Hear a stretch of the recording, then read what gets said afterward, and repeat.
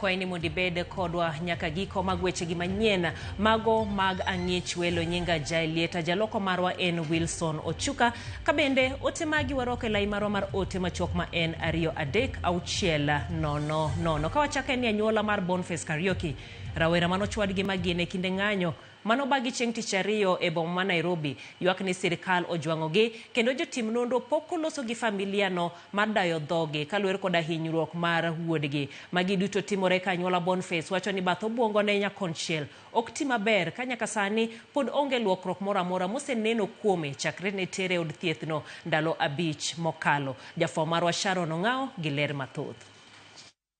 Tok rwake e od thieth maduong' ma Kenyatta kaluwore gi hinyruok mar magina mane oyudo chieng' tich ariyo mar jumani.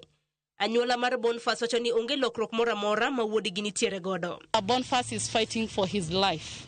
He's still under the life support machine. Boniface cannot talk, and we don't expect Boniface's life to be back as the way it was. The left side of Kariuki can never come back to life. It is completely dead. Nasikia vibaya kwa saa hii. Mtoto wangu bado hajatoka hosi, mgonjwa sana na ningeomba nipe mtoto wangu kama naambiwa ako sawa. Anyuola mar Boniface wacho ni sirkal ojwang'ogi kendo pok oriwgi nonro mar bura mar hinyruok mane wuodgi oyudo e lwet obila. Hinyruok mane oyudo kinde mane obila rakore gi jong'anyo e chuny boma ma Nairobi. Nobody has reached out to the family. Nobody has called the family. From the government, may it be from the investigators, no one has contacted the family. Okang' manochunogi mar dhi e tesend obila mar Central mar ndiko dhogi.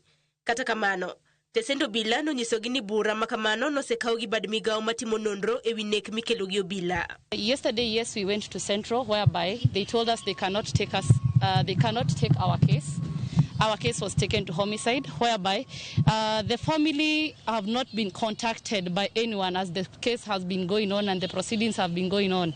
That's where the family came in contact with the Wakili. We had to tell Wakili, the case has been going on, but we don't know anything.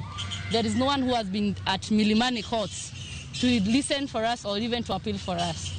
Kata kamano, familia mar Boniface wacho ni chunygi ok bi tho mar manyo ratiro ne wuodgi.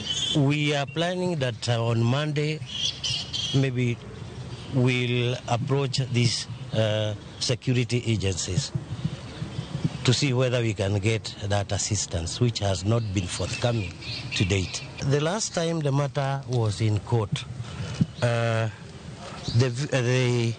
culprits were placed at a police cell, that is Capitol Hill, and the matter will be mentioned on 3rd July, when maybe a plea will be taken. We'll, at least for the first time, participate in the proceedings. Because when the plea was, when the culprits were taken to court, we were not there.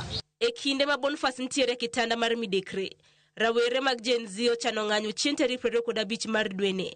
Kaka rapar mar lweny ne gibedo godo chieng' tarik 25 higa mokalo.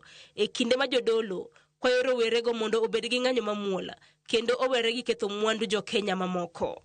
E odiechieng' mar ang'wen, anyuola mano mar rawera mong'ere kaka Boniface Kariuki pod ogoyo tach e od thieth maduong' mano mar Kenyatta kapod gimedo biyo seyo ne piny owacho kuom dhi mos mano mar timo nonro mar kawo okang' ne jogo eko ma bende nohinyo wuodgi. Sharon Ong'ao, Ramogi TV e od thieth maduong' ma Kenyatta. Moko kuom rowere ma jotend mbalariany mopogore opogore pacho